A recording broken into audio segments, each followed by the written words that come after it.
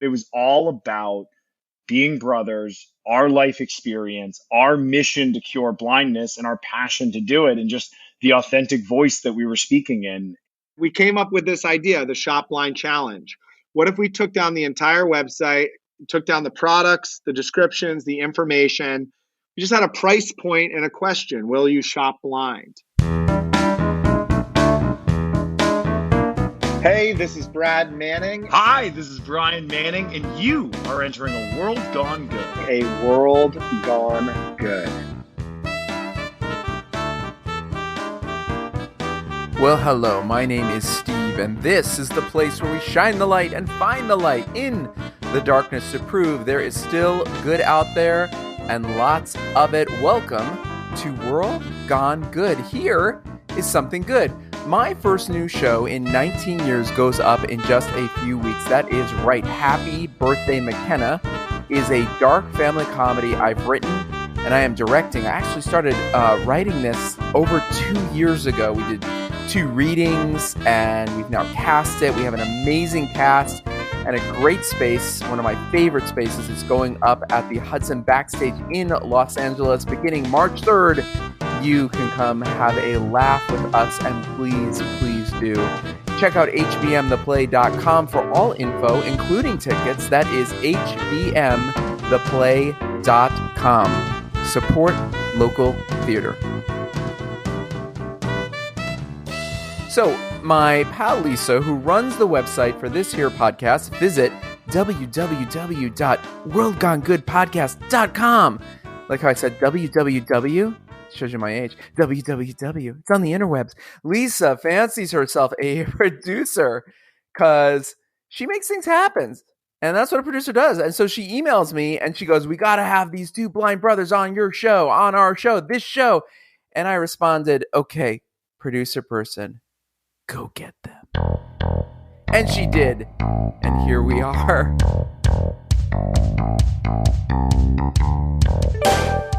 Brad and Brian Manning are the good brotherly forces behind 2 blind brothers. Buckle up because this one is going to be a really fun ride.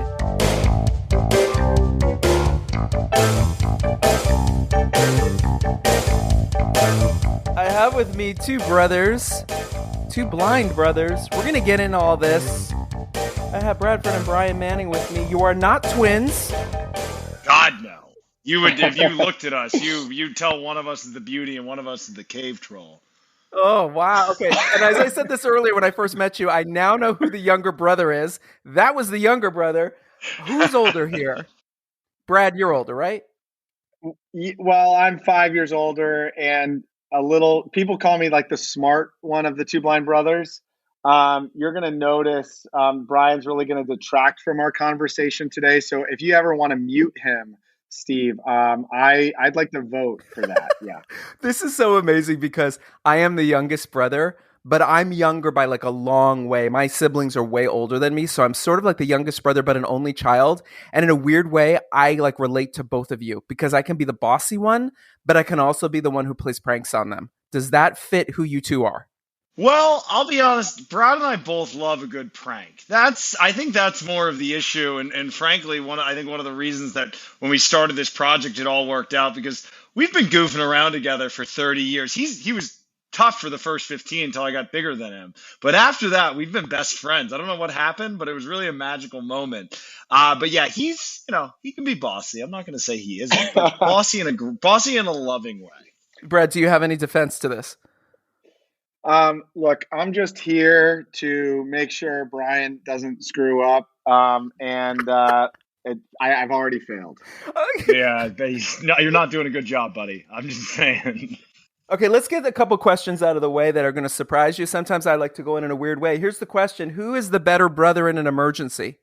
Oh, Brad. I'll be honest, he's always my emergency contact. Well, Brian, it depends on what you mean because in an emergency, if it's causing the emergency, it's definitely Brian. He's not wrong, but I just know he would send land, sea, and air to solve my problem if I ever really needed it. That's awesome. Who's more competitive? Me? No, me. Yeah, there you go, buddy. Come on. Pick up what he's putting down. Is one of you more competitive? Is one of you more industrious? Is one of you the bolder one? I've worked with Brian a long time now. I think one of the things that works well for us is we actually are very similar in a lot of ways, and maybe probably is situation specific. But it's hard to. You know what? Let's just say this: put us in a family Monopoly game and watch the disaster that ensues. Okay, so who has the better music? Unequivocally pick Brad. Oh, okay. Why's that? I love my brother, and there was a short period where he just really got into music, and I think that's lasted longer than my foray into it. He is much more passionate about his tunes than I am. Just after the podcast, just listen to Here Comes the Hot Stepper, and you'll be in a good mood. Okay, I'm totally going to go listen to that. That's awesome. Now, you two gentlemen, you are brothers. You are also, let's talk about, let's get right into it. So something called Stargardt's disease. This is a genetic disease that runs in your family? Yes. So Stargardt's, it's a juvenile form of macular degeneration. It mostly affects your center vision. Actually, a lot of people in the U.S. have macular degeneration. A lot of our grandparents, parents inevitably get it. We have a rare juvenile form of it. It's not correctable. Our vision acuity is around like 2400, which basically means what a normal-sighted person can see from 400 feet away, we have to be 20 feet away to see. So not good at reading small print, can't drive, and hard to recognize faces. That's very interesting. And when did this start? Brad was diagnosed when he was 7. So wow. Brad's 5 years older than I am. And so he failed the kindergarten eye chart. And then our mom went on a 2-year hunt to try and figure out what the heck was happening to her son's vision. And her and my dad got everything from she was lying to he was lying to that there's nothing actually wrong to misdiagnosis. Finally, it took 2 years, but they found out at 7. And then, when I started having bad vision about the same age, it was pretty quickly diagnosed. And what goes through your head, Brad, when you're 7 years old and this is happening? Do you remember? The most interesting realization from that period is the fact that we were so young that it was hard for us to have much of a perspective on what it meant. It's also, there's a degenerative nature to the disease. So at this time, most things we could sort of do that our peers were doing. Our vision hadn't deteriorated, tremendously. And so what we learned now later on is that we got a lot of our perspective from our parents. We were too young to appreciate what had happened. So seeing their strength, seeing them essentially treat this like, anybody's kind of everyday challenge, they really made it a very insignificant part of our lives. And so I think that was the original building blocks of what allowed us to have confidence with it, despite other people we've met maybe having a different perspective with it. Now you grow up with this, so you started did you stop going to a regular school? Did you have to get special education? Did you have to go to a special school, or you kept going to public school? What happened? It was very important for our parents that we would be quote unquote competing in the mainstream, whatever that means. So we went to the same school. We were still enrolling in sports. We were taking classes. I remember in, high school, I wanted to take Japanese, and, that it never came out of my mom's mouth that, hey, reading kanji is like very visually intensive. I mean, they allowed us to figure out our own boundaries. That was their style. So you guys had to have some sort of strength within yourself as well. I don't know, what word am I looking for? Courage, boldness. You got it from your parents, but it really like came through in you too. Did it help Brian? Did it help you having seen Brad go through it, or did it scare you? So it's really fascinating because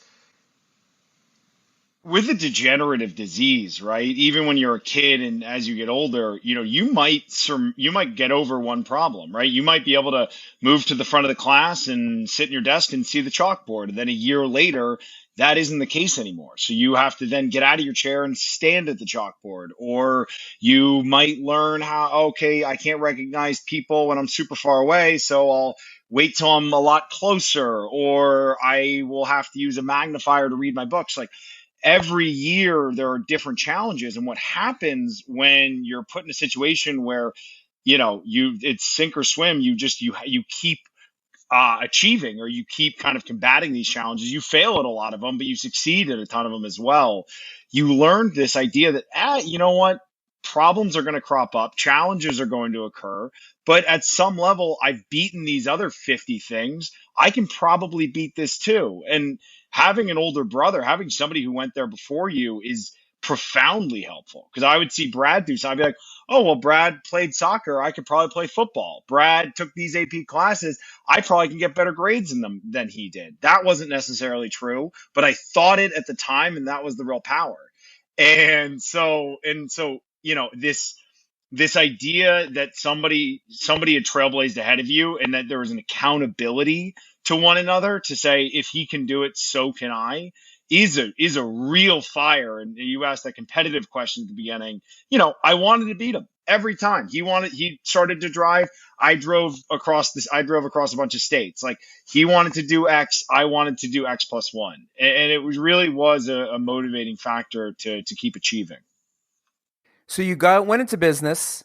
Where did the spark come from to start this company? I believe in 2020, you wanted to start a company called Two Blind Brothers. What was the spark? What was the impetus? When was the moment? Brian and we have always been close to an organization called the Foundation Fighting Blindness. And we were walking around on a Saturday in New York City shopping, and we were talking about this kid named Yannick Douay, who was a clinical trial patient in an experimental gene therapy for an eye disease called LCA, Leber's congenital amaurosis. Essentially, this is a disease that causes a few hundred children a year to go blind, by the age of 5 or 6. And this gene therapy, which was in the clinical phase, actually restored Yannick's eyesight. So he went from reading Braille to reading print. One of the ways that they measured the success during the clinical trial was the ability to navigate an obstacle course.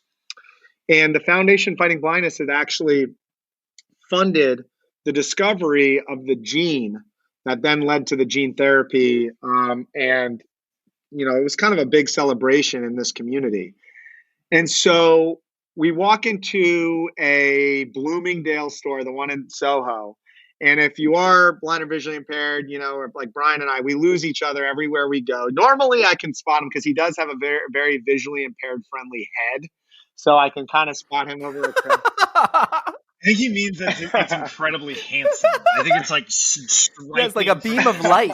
It's like a beam of light. That's exactly. Yeah, it's like a halo from On an Angel. It really, it's something to behold. That's exactly what I meant. And so we lose each other in this store, and then about a half an hour later, we walk out, and I'm waiting for Brian. He comes out, and coincidentally, we had bought this like same exact Henley shirt, which was like super weird to get the same shirt in a department store. But it was all because when you are blind or visually impaired, you pay attention, before you can look at the size, the label, the price tag, whether it's a men's shirt. Made that mistake once. You find out if you like the way it feels. And so this shirt felt amazing. It was an incredible fabric. And so all of a sudden it hit us like a light bulb. We thought, how do we help the Foundation Fighting Blindness? How do we make these donations to research feel tangible? What if this was our way to give back? What if we started a clothing brand with two simple ideas? One, let's make the softest shirts that we can with this vigilance to touch. And two, let's help find the next gene therapy or cure for retinal eye disease by donating 100% everything that we can make from this back to preclinical research. And so that's when we came up with the idea for Two Blind Brothers. Now, had you ever done clothing before? Meaning, do you have a fashion background? Did you go to school?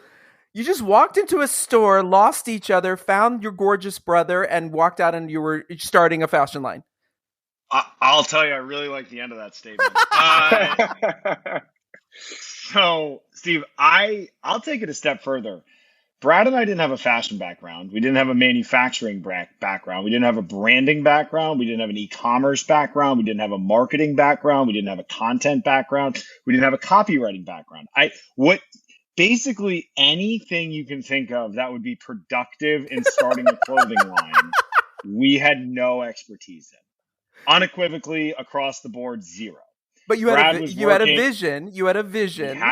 Good pun. Yep. Sorry. That was bad. Oh my God, I'm gonna edit that out. Go ahead. I loved it. Keep it in. I love a good vision pun. So, but the thing that happened was, and we attribute a lot of our success to kind of a few simple things. One, we had great friends and contacts in New York who really helped us find fabric books from around the world. And Brad and I would sort through them at a coffee shop in the West Village once a week, just kind of brute forcing, this feels good, this doesn't. And then another person introduced us to a cut and sew on 37th Street in the garment district. This wonderful woman, put together our first 100 shirts. Brad took it upon himself to build a website.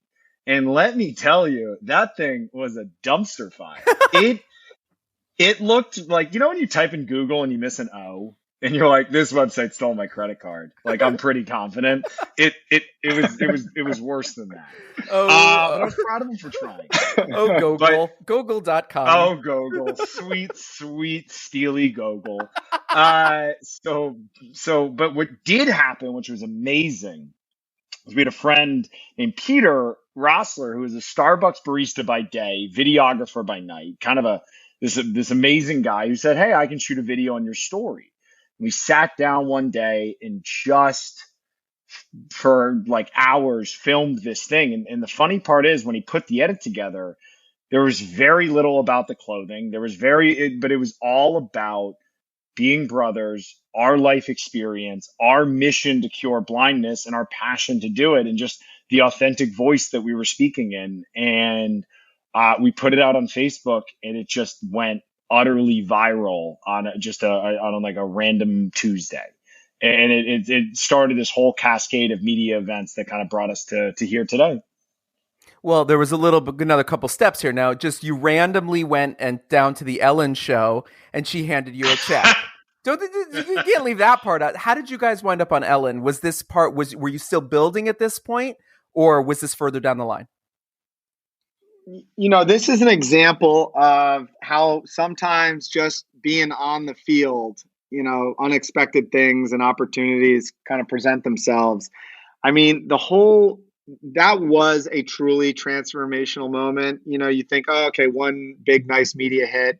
I mean, at the time we thought that's enough to build sort of an entire brand off of. And it was something in between. It definitely was a transformational moment for us. But the way it came about was we had done a local news interview here in New York on Fox 5. And even at that point, Brian and I had never been on camera, been on the news before. We thought champagne and sailboats, Fox 5, local news, New York. We thought it was we thought game over.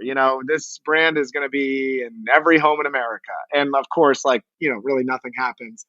But then that led to an interview with Now This. It's a social media news platform. And so they did They had 7 million Facebook followers at the time. And we thought, oh my, I was like, here it comes, just sit back and relax. Here Yep, comes the sure. success. And nothing happened. And then the thing that did happen is that the Ellen Show producer, one of the producers saw that, and then they contacted us. We had no idea what we were doing. It was basic, like they told us, oh, we're just getting to know you, but they were like recording these like Skype calls, and like it was an audition. They didn't sort of tell us it was an audition. As you can tell, Brian it's like watching a car crash. Like Brian is just very media. That is a tough comparison. Brian, is media gold. You just give him a microphone and just step back. And no, but there was something about our story. There was something about us that they liked. They had us on, and it was terrifying. We had never done any, other than the two examples, we had never done any media. It was going to not only bring our project into a broader spotlight, but it was going to personally connect us to our eye condition and to this cause forever. And it was going to be our way of representing this community. So it's a lot of things going on at once, but it was one of the best moments of our lives. Now, there is a website called twoblindbrothers.com. I have explored it, and I have some questions for you. You already answered one, which is the Foundation for Fighting Blindness. I want to make this clear. This is a foundation that was already set up. You guys didn't set this one up. Correct. It's been around for about 50 years, a little over, and it's got a great legacy. And were you involved in it at a younger age, or when did you kind of find onto it, clam onto it? What the hell did they say? You got me. Glob, I think is the word you're looking for. Yeah, so my parents, originally got connected because their Foundation Fighting Blindness, their mission is to find treatments, preventions, and cures for retinal eye disease. And so they are on top of all of the science, the researchers, the clinical trials.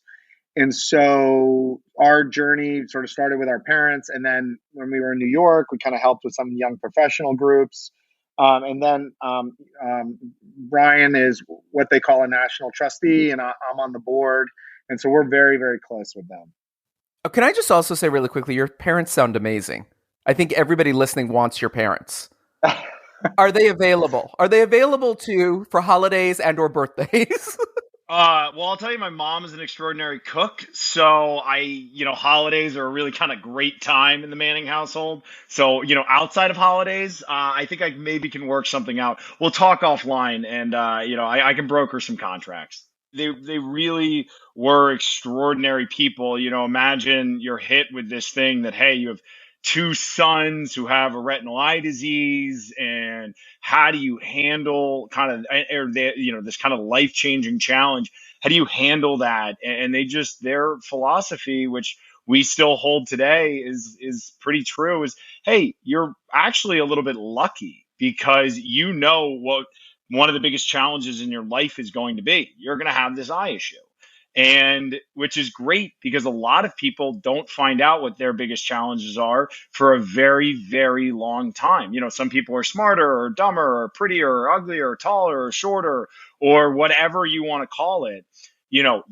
Once you can overcome this hurdle, you're going to be able to jump everything else. And they really put that, they put their money where their mouth is, because they allowed us to go out and play sports and be in school and take Japanese and just fail at a bunch of stuff. And they were always there to pick us back up and then point us in the direction of something else, just because they believed that was the best path forward.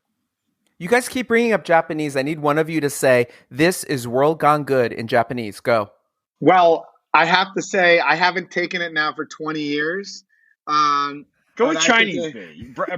Bradford's fluent in Chinese. Listen, here's the thing. You could do Chinese. I won't know. You could just say that was Japanese. I'll say it in Chinese. Okay, so 这是 World Gone Good. 我很高兴我可以跟我的弟弟说话。我们会告诉你我们的故事。很好，谢谢。Yes, I will marry you 1,000 times. Yes. I can't believe this just happened. Okay. Now, speaking of family, though, because we're talking about this, on your site, you have a section where you talk about how it helps the blind. And in number 3, you talk about you become part of our ongoing growing family. I may have gotten those words wrong. Talk to my audience about that. When you talk about our growing family, how does becoming involved, buying stuff off your site, what does that equate to family? Why are you using those words? So, you know, when I was growing up, I knew one person with an eye disease in my entire life, and that was Brad. And that's tough because we talked about earlier. When you can see trailblazers, when you can see people ahead of you, you can take their energy and move forward with it. And when we started this project, I mean, now 6 years later, I think I've met everyone with Stargardt's in the country because we've gotten the media attention. And when we're running this project, people reach out all the time. And I'll kind of never forget the first, one of the first big holy hell moments was we got an email from this kid named Joe, and Joe said, "Hey guys, I saw your video on the internet. I just wanted to write in. I've been sleeping a lot. I'm in college." And you think, okay. And then the next line is just utterly devastating. He goes, "I have retinitis pigmentosa. I'd rather be asleep dreaming in 2020 vision than awake going blind." Oh, wow. And so I've isolated. I'm not sure what to do. He goes, "But I've watched a lot of your videos. I've looked at a lot of the comments. I see a lot of people out there that are like me. And I'm starting to feel a little bit hopeful and reaching out to some organizations." When you get a message like that, when you read those words, the project really changed, because at first it was make the best fitting and feeling clothing in the world, donate 100% of our profits to retinal research. But when you get messages like that and you talk to these families, young and old, that are going through some of the hardest times, and you can be 1% helpful, the community of people around us, it becomes the most important thing. That passion to start it becomes a responsibility for them. And they've lifted us up. They've carried us along. They are the reason that we're doing anything at all today. And so whatever we can do to reciprocate, inspire, empower, listen, be a part of is what we're going to do. And I don't know a better definition of family. So you have something really fun on the site, which is, I think this is amazing. You have something where you ask the question on the site, will you shop blind? Brad, tell everybody what that is, because this is what I think is the most unique thing that you are, one of the most unique things you are doing. Go ahead. So, and anybody who's kind of doing projects out there, trying to make an impact, if you're a brand or you're a charity or you're in media, getting attention and novelty and creativity is like a very, very important thing. And so Brian and I always have fun talking about ideas. And one of the things that helped us a lot growing up is these little acts of trust that we could like put in complete strangers in small ways. So an example would be, Brian and I are at a restaurant, seeing the menu is a big pain. So we ask the table next to us, like, what do you recommend? Or we ask the waiter, like, what's your favorite thing on the menu? And, they tell you, and that saves Brian and I from having to like get our phones out to magnify the menu or try to read a Braille menu, et cetera. So, if we're in a store shopping, asking the sales associate for help, or if we're relying on, a taxi or an Uber to help us out when we can't sort of see exactly where we are. I mean, these little acts of trust always lifted us up. And so we thought, is there any way to create this experience for the people that are coming to Two Blind Brothers? And we came up with this idea, the Shop Blind Challenge. What if we took down the entire website, took down the products, the descriptions, the information? We just had a price point and a question: will you shop blind? And it has been sort of the front-facing campaign of our website for a while now. People have responded to it incredibly. I think they appreciate the novelty and the creativity of it, but I think they resonate with the story. But it's just been an incredible way for us to like find great like customers that care not only what a company sells, but what it stands for. That's kind of like an interesting side effect from it. We also get a lot of people online who will do unboxings of what they receive. That's for a brand. That's like, an incredible way for us to spread our message. And so it's just been wonderful. But what is it? Brian, take it away. Literally, what happens when I click the box? When you come to the website, there's no information, right? There's no images, there's no descriptions. There's just 4 price points. And a question: will you trust us? Will you shop blind? If I told you any more, Steve, that would really defeat the whole purpose, right? Without this idea of trust, you got to just click the box, buddy. You got to just embrace the mystery, man. Something arrives at my house. It's hopefully not a puppy or a small child. It's something. Well, surprise. Well, don't make any assumptions. Right. Okay. We've been known to have a lot of fun with these boxes, but I will tell you this: 1, products will arrive at your house. 2, Brad and I have put all of our love, passion, energy, and all the expertise of people we can find making these the greatest items in the world. And 3, you're going to love them. I unequivocally, I'm totally unbiased, but you're going to love these more than anything else you own as soon as you open the box. And how often do you trade out whatever it is? Is it monthly, weekly, yearly? About every 3 weeks. And that's just so if somebody wants to do it again, they have a reason to. Okay, this is cool. So now you have, I think, 4 price points. Did I read? We do. And each one is a completely different thing or a different level of the same thing. I'm like a detective. Yeah, I mean, I Sherlock Holmes over here. Armand Gamache. Like, why am I in Glass Onion right now? I just finished a mystery novel. Literally, this past year, I'm in the edit of it and looking for a literary agent. I'm not even making that up. So I'm all about it. I'm all about a mystery. No, but seriously, is it different levels of the same thing, or is it completely different? Essentially, the more you spend, the more you get. It's not just one item. It's usually a mix of items. Even in the lowest price point, we try to put at least two things in there, but it just goes up from there. And 100% of the profit from this goes to helping others. Specifically to preclinical retinal eye disease. Yep. So how do you guys make a living? Oh, shoot. We forgot that part. Are you not paying us for this? I was pretty that's what I thought I read. Your mom told me that I'm supposed to tell you it's time for you both to move out. I don't know when I'm supposed to tell that. Yeah, well, tell her to become a worse cook and I will. No, Brad and I have work outside of Two Blind Brothers that helps keep the lights on in our own homes. And but we pay the TBB staff and and have to have all the expenses of a business.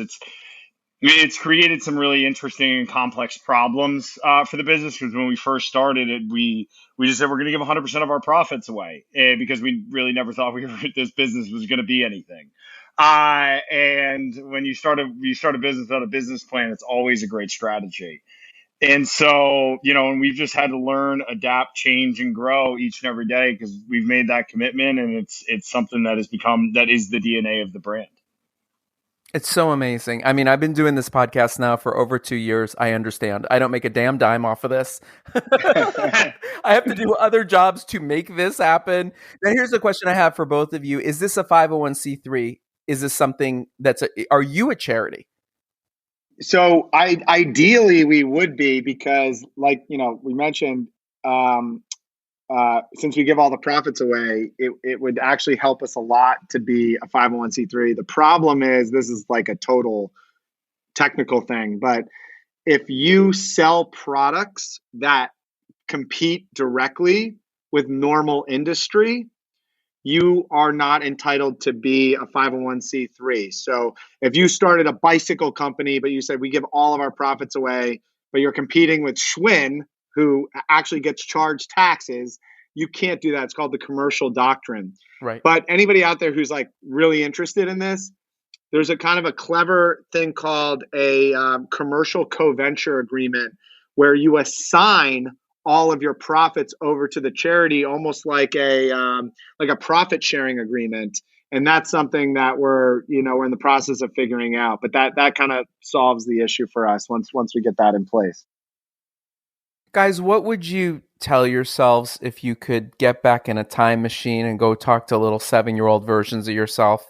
What would you tell them right now as where you are now, and what advice would you give them? Brian, what advice would you give yourself? Cake is not a primary food source. It's got milk. It's got eggs. Yeah, there's some eggs in there.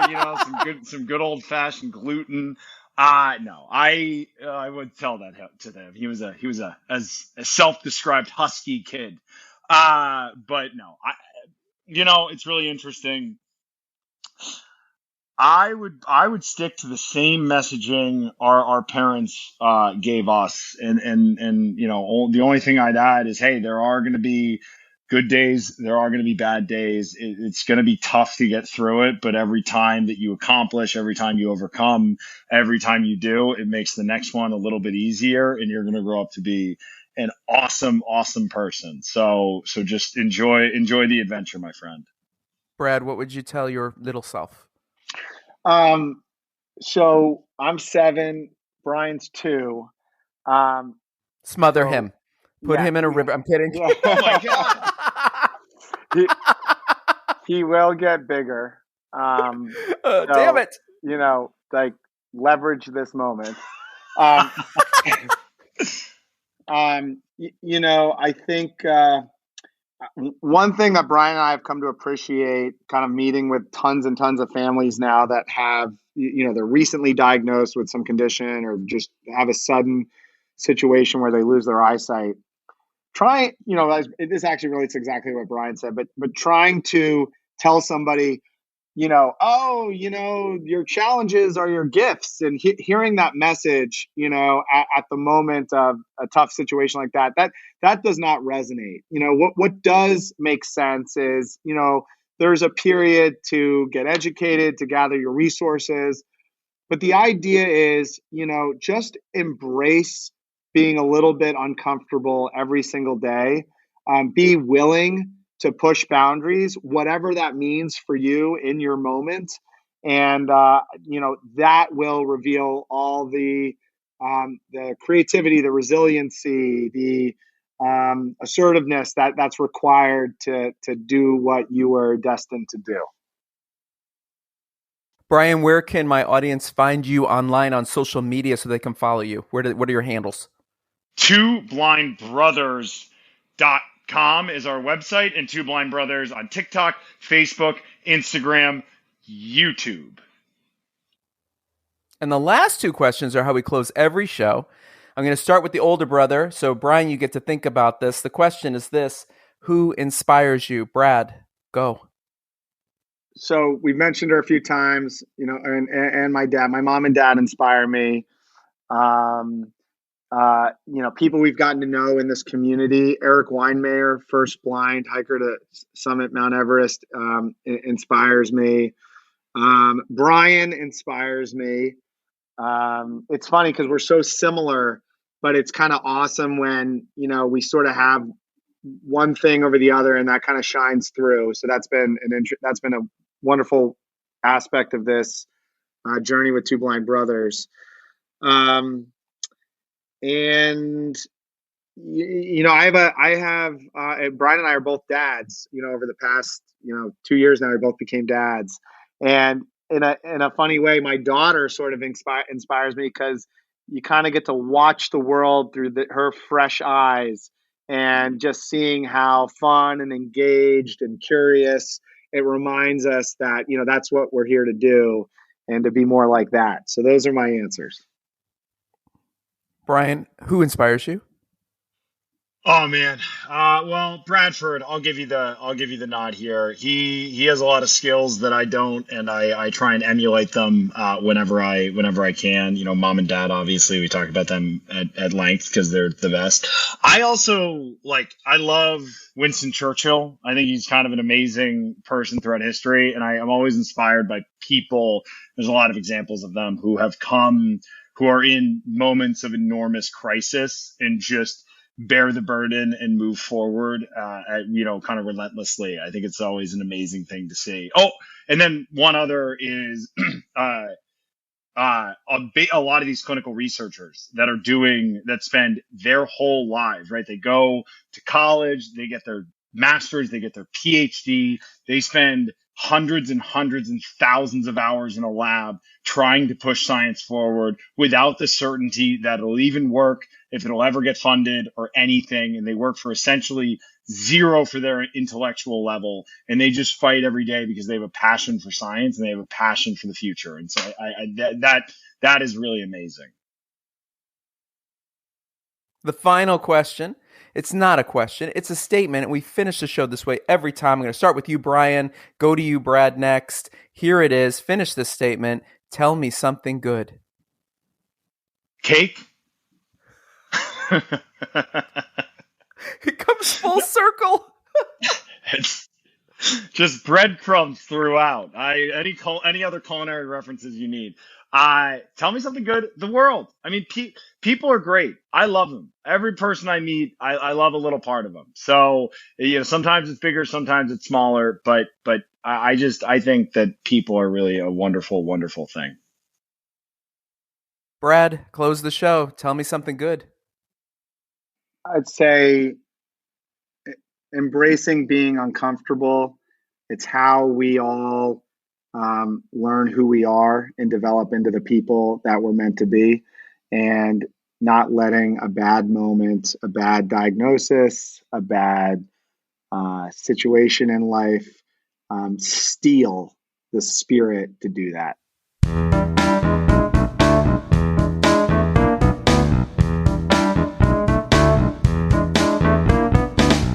Thank you, Brad and Brian, for sharing your good. So, everyone, who is ready to shop blind? Next time on World Gone Good. Sort of what the mission is that through connection with nature, I'm helping young millennial women with an X, mind you, and others feeling lost to find their values and find their purpose. Sarah Woodard is asking us all to give a fuck. She's actually been asking that for a while now. Remember, she was on here a while back talking about her earth and nature-focused children's books. Well, she started her own company and launched her own podcast, so it seemed to me like the perfect time to catch up with her on all the good she's got going on. I can't wait for you to hear this one. Until then, be good.